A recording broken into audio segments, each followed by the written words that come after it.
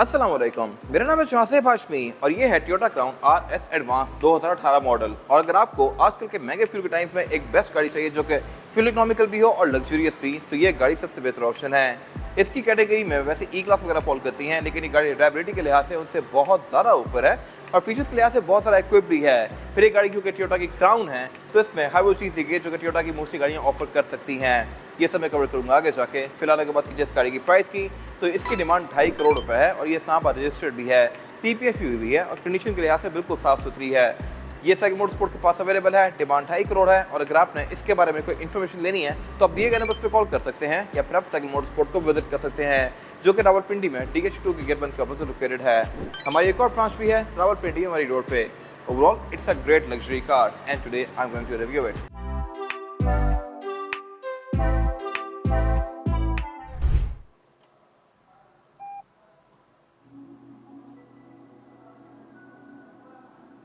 Let's start with the exterior of this car. Crown की ये shape मेरी opinion में सबसे ज़्यादा खूबसूरत थी। नई वाली शेप भी अच्छी है लेकिन वो बहुत ज़्यादा फ्लैशी है। ये मेरे ख्याल से एक बहुत रिसेंट लुक था। आपकी इसके बारे में क्या राय है कमेंट सेक्शन में मेंशन कीजिएगा। फिर क्योंकि एक क्राउन है तो इसमें हर वो फीचर दिया गया है जो कि टोयोटा ऑफर कर सकती है। इस तरह से हेडलाइट्स इसकी ऑटोमेटिक हैं, ऑटो लेवलिंग वाली हैं, फॉग लैंप इसके LED वाले हैं, इसमें पार्किंग सेंसर्स हैं और रडार भी आता है। लेकिन क्राउन के फ्रंट पे टोयोटा का बैज नहीं आता। ये गाड़ी इनफैक्ट सिर्फ बैक के अलावा कहीं भी टोयोटा का बैज ऑफर नहीं करती, जो कि मेरे ख्याल से एक मजे की चीज़ है। इसके रिम्स में, फ्रंट पे, अंदर हर जगह क्राउन का बैज है और इस क्राउन के बैज के अंदर ये ब्लू कलर की लाइनिंग भी दी गई है, जो कि शो करवाता है कि ये गाड़ी हाइब्रिड है। इसमें नॉन हाइब्रिड वर्जन भी आते हैं। फिर यहाँ पे RS की बैज भी दी गई है, जो कि शो करवाता है कि ये इसकी एक्सपोर्ट की ट्रिम है। फिर इसके अलावा साइज़ के लिहाज से ये गाड़ी काफ़ी बड़ी है, लेकिन चौड़ाई के लिहाज से कोई बहुत ज़्यादा चौड़ी नहीं है। और जहाँ तक इस गाड़ी की साइड प्रोफाइल की, तो यहाँ पे चीज़ें अपने टाइम से काफ़ी अहेड थी। अब कहने को ये गाड़ी 2018 मॉडल है, लेकिन इसके जो साइड मिरर हैं ये डोर्स के अंदर माउंटेड हैं, वैसे ही जैसे कि नई वाली टोयोटा या लेक्सस की गाड़ियों में आ रहे हैं। LC300 और LX600 में डोर्स के अंदर साइड मिरर माउंटेड 2021 के बाद आना शुरू हुए थे, लेकिन ये 18 की ऑफर करी थी। फिर इसके अलावा रिम भी इस गाड़ी में 18 इंचेस के हैं और इसके अलावा यहाँ पे हाइब्रिड की बैटरी दी गई है। और जहाँ तक बात इसकी एब्सोल्यूट साइड प्रोफाइल की, तो ये गाड़ी एक D सेगमेंट की सेडान है, यानी कि ये ई क्लास वगैरह जितनी है, बट ग्राउंड क्लियरेंस के लिहाज से ई क्लास इससे थोड़ी सी बेहतर होती है। ये आपको थोड़ा सा करेगी पाकिस्तान में, क्योंकि एक तो ये स्पोर्टी ट्रिम है और ऊपर से है भी जैपनीज गाड़ी। बाकी इसके अलावा सब कुछ यहाँ पे अच्छा है। इस तरह से कि ये गाड़ी एक तो रेवी ड्राइव आती है, तो इस पर आप टेल कर सकते हैं। और बाकी ये गाड़ी क्योंकि हाइब्रिड है तो आपको एवरेज भी ई क्लास वगैरह से बेहतर देगी। इस कैटेगरी की जो आपको ई क्लास मिलेगी वो 16-17 होगी और उससे गाड़ी थोड़ी ज़्यादा ही लग्जरियस है। प्लस इसके पार्ट्स भी आपको इजीली मिल जाते हैं। ई क्लास वगैरह के थोड़े एक्सपेंसिव होते हैं। और यहाँ पे आते ये गाड़ी बहुत ज़्यादा इंटरेस्टिंग होती जाती है, क्योंकि इसमें क्वार्टर ग्लास काफ़ी बड़ा दिया गया है ये प्राइवेसी वाले, क्योंकि ये जैपनीज कार है। और इसके अलावा जैसा कि मैंने बताया ये गाड़ी रेयर व्हील ड्राइव है, तो इस पर टेल करने का बड़ा मजा आएगा आपको। खैर, इसके अलावा कटलेंस भी आप काफ़ी स्ट्रॉन्ग दी गई हैं, बम्पर्स भी इसके हैं अच्छे खासे मैसिव और इसमें बैक पे कॉर्ड एग्जॉस्ट दिए गए हैं। I am not sure why, क्योंकि टोयोटा LX570 या V8 जैसी गाड़ियों में भी एक एग्जॉस्ट देता है, लेकिन इसमें हाइब्रिड होते हुए भी 4 एग्जॉस्ट दिए गए हैं, जिसका कोई खास पर्पस समझ नहीं आता। ना ही ये गाड़ी लाउड है, ना ही इस गाड़ी की बहुत ज़्यादा अच्छी साउंड है 4 सिलेंडर और इसके अलावा ये आधे ज़्यादा टाइम तो ऑफ ही रहती है। बट स्टिल लुक्स के लिहाज से इसमें ये एक अच्छा टच ऐड कर रहे हैं, है ये चारों ही फंक्शनल। बाकी इसके अलावा RS एडवांस की टेलर जो है ये भी काफ़ी खूबसूरत हैं और इसके अलावा इसकी ट्रंक में सेक्शन वाला फीचर भी आता है। क्राउन्स में ट्रंक हमेशा थोड़ा राइट से ओपन होती है इस तरह से, और अगर मैं इसको आधा बंद करूँगा तो ये बाकी ये खुद बंद होगी लाइक दिस। ये मेरे ख्याल से अच्छी चीज़ है।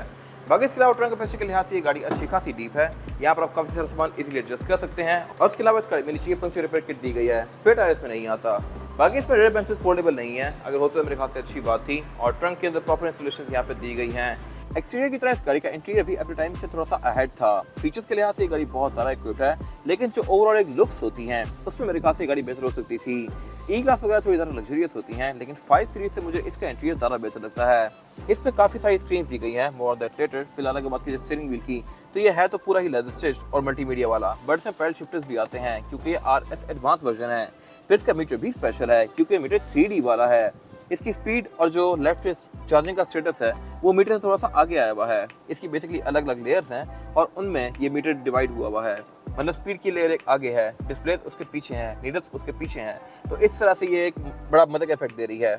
और इसके अलावा सेंटर में जो स्क्रीन है ये भी फीचर्स के लिहाज से काफ़ी इक्विप्ड है और क्वालिटी के लिहाज से भी अच्छी है।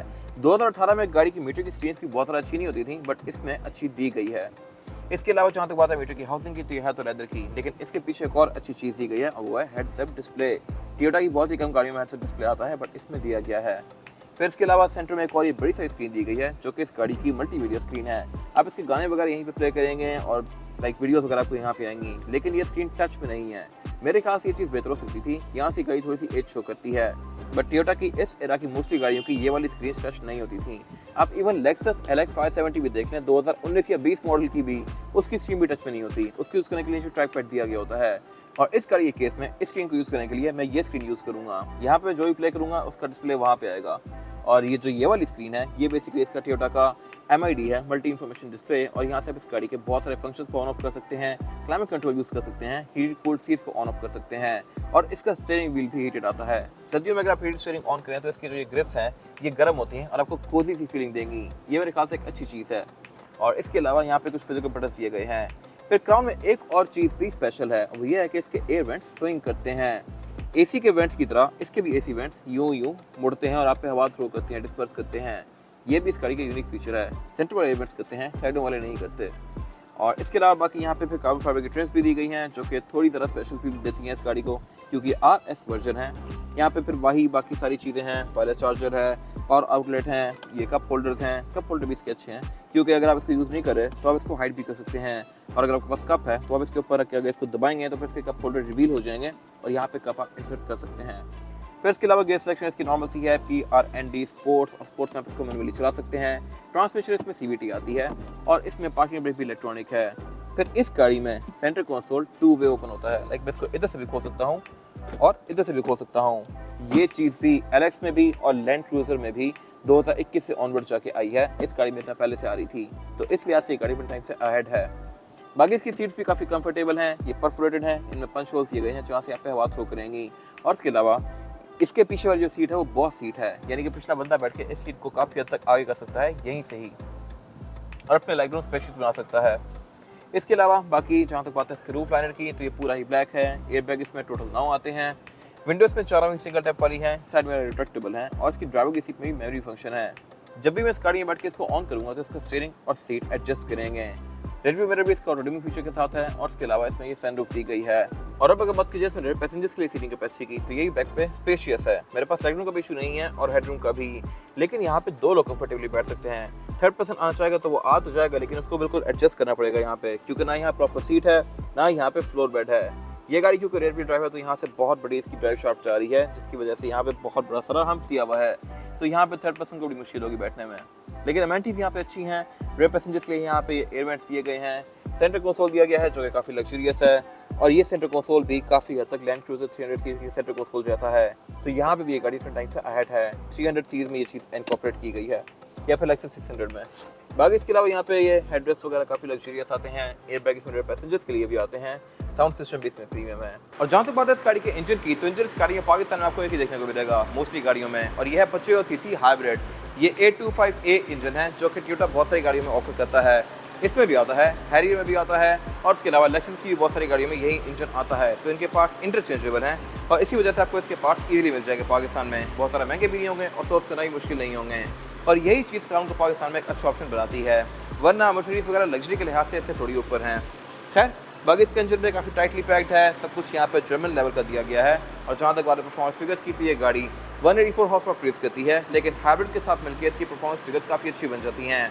टॉर्क इसका अच्छा है, एक्सेलरेशन इसकी इंस्टेंट है क्योंकि इसमें हाइब्रिड मोटर दी गई है, और इसके अलावा एवरेज भी इसकी अच्छी है। ये आपको 18-20 तक की एवरेज दे सकती है, जो कि मेरे ख्याल से एक अच्छा फिगर है बॉडी साइज़ के लिहाज से। बाकी ये गाड़ी अपने एरा में तो बहुत ज़्यादा पॉपुलर थी, लेकिन अब हाइब्रिड गाड़ियाँ पाकिस्तान में बहुत ज़्यादा आ गई हैं, तो अभी भी इसकी मार्केट है। जो लोग इनको समझते हैं वो इन्हीं को लेते हैं, वरना ऑप्शन अब इस कैटेगरी में और भी बहुत सारे आ गए हैं। बाकी इसके अलावा इसमें ABS, traction control, drive modes, ये सब आता है। और अगर बात कीजिए इसके टायर साइज़ की, तो टायर साइज़ जो है इसमें ये है 285, 50 और 18। ये 18 इंचज़ का योकोहामा का टायर है, और ये टायर्स हैं भी ऑलमोस्ट ब्रांड न्यू। मेकिंग की 23 की है, लेकिन कंडीशन के लिहाज से बिल्कुल साफ सुथरे हैं, तो ये आपको तकरीबन 2-3 साल या 30 साल किलोमीटर और एक अच्छी राइड प्रोवाइड करेंगे। फिर इसके अलावा क्राउन में रिम तो 18 इंचज़ के आते हैं, लेकिन ये रिम RS एडवांस में आता है और ये क्रोम में है। मेरे ख्याल से अगर ये मैट में या किसी और कलर में तो ज़्यादा बेहतर था, क्योंकि ये अगर स्क्रैच हो जाए तो उसका कोई हल नहीं है। बाकी इसके अलावा ये गाड़ी रेयर व्हील ड्राइव है, इसमें ट्रैक्शन भी आता है, तो इसका ड्राइविंग एक्सपीरियंस काफ़ी मज़े का होने वाला है। ये था आज का रिव्यू। अगर आपको ये रिव्यू पसंद आया है तो इसको लाइक कीजिए, मेरे चैनल को सब्सक्राइब कीजिए, और अगर आपके पास इस गाड़ी से रिलेटेड कोई राय है तो उसको कमेंट सेक्शन में शेयर जरूर कीजिएगा, ताकि वो लोग जो ये गाड़ी लेने वाले हैं वो आपकी राय से फ़ायदा उठा सकें। अपना ख्याल रखिएगा। Thank you.